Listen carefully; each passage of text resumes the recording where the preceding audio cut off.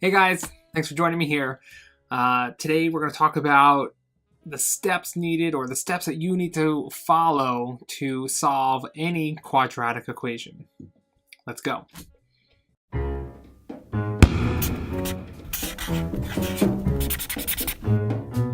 When it comes to solving any quadratic equation, there's just a list of steps that we want to know and what order to go through those steps in. So that's what I'm going to show you right now. Okay, so here we go. All right. So now you see my whiteboard here. So to solve a quadratic equation, we want to go through a list of steps and in a specific order.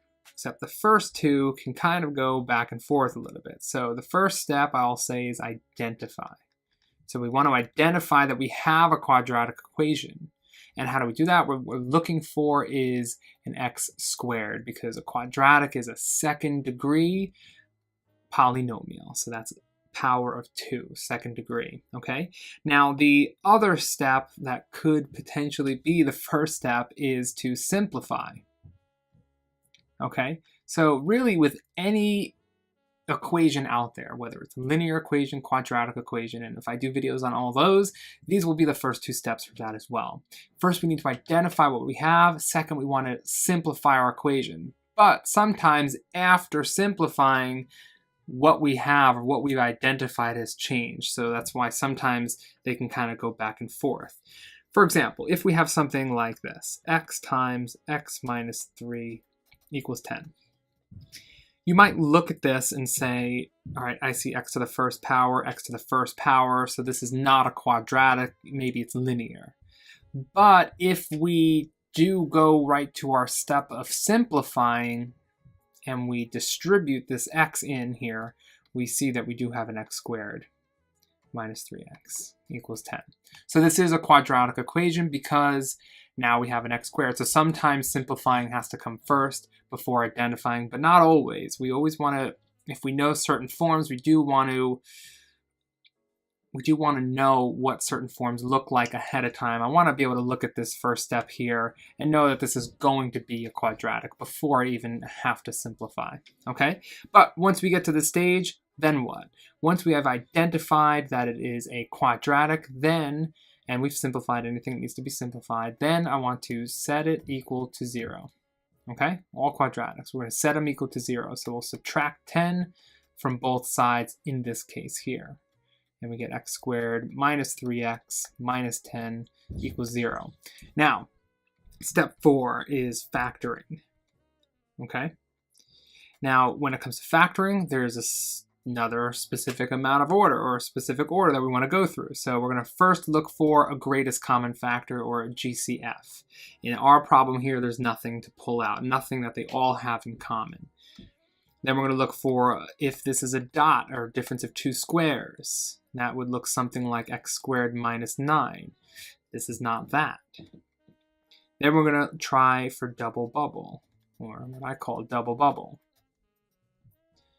Now, double bubble is where we have a 1x squared, okay? Dot, dot, dot, dot. So that's exactly what we have here. We have a 1 in front of this x squared, so that is the factoring step that we're going to try here. But there's, just to continue here, there's one other step here that we could go through if it's not the first three, and that's AC factoring, or AC factor slash grouping, okay? And that's whenever you have something like a 2 or a 3x squared, or just anything other than a 1. Now, that's why doing the GCF first is really important, because you could have a quadratic equation with a 2x squared in front of it, but there is a common factor of 2 that we can take out, making it really a double bubble, which is in fact easier. So that's why we want to start with the GCF. Now, also, just a little disclaimer here, this video is not about how to factor, how to use a dot, how to double bubble, how to AC factor, or whatever I'm going to show you here. This is just the list of steps, or the order that we use these tools in. So every one of these is just a tool. So if we want a video on how to use these tools separately, or how to do double bubble, how to do AC factor, and just let me know in the comments, and I'll post a video on that. So in this case here, we do have a double bubble because it's 1x squared. So what we're looking for, just to finish it, is what multiplies to this -10 and adds to -3. Double bubbles, that's where the name comes from. Probably not the official name.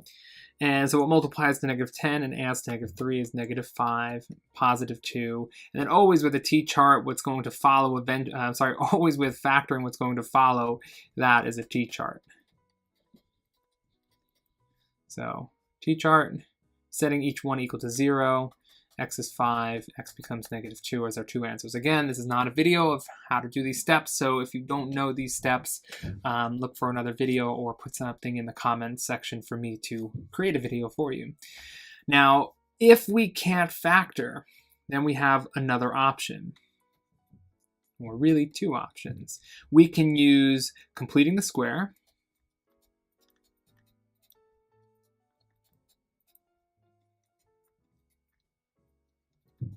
or we can use the quadratic formula.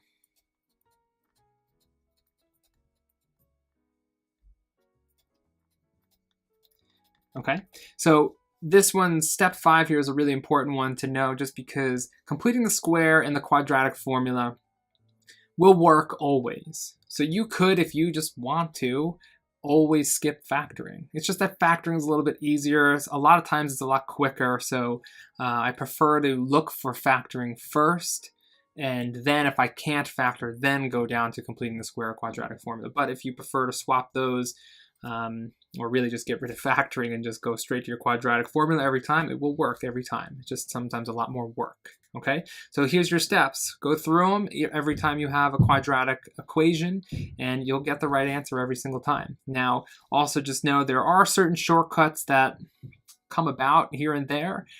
Sometimes we can skip a certain step. Sometimes we don't want to set it equal to 0. There's a shortcut that we can just solve it in a slightly different way. But don't worry about that for now, okay? Until you start to get a really good understanding of these steps, you don't have to worry so much about the shortcuts, okay? So just keep that in mind, though. There are certain shortcuts, but if you follow these steps, you will get there with or without those shortcuts, okay?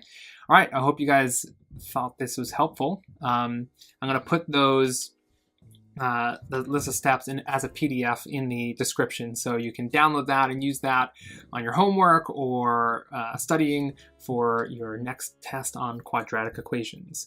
If you have any questions or comments, please put them below, and I will get to those and maybe create another video for you specifically.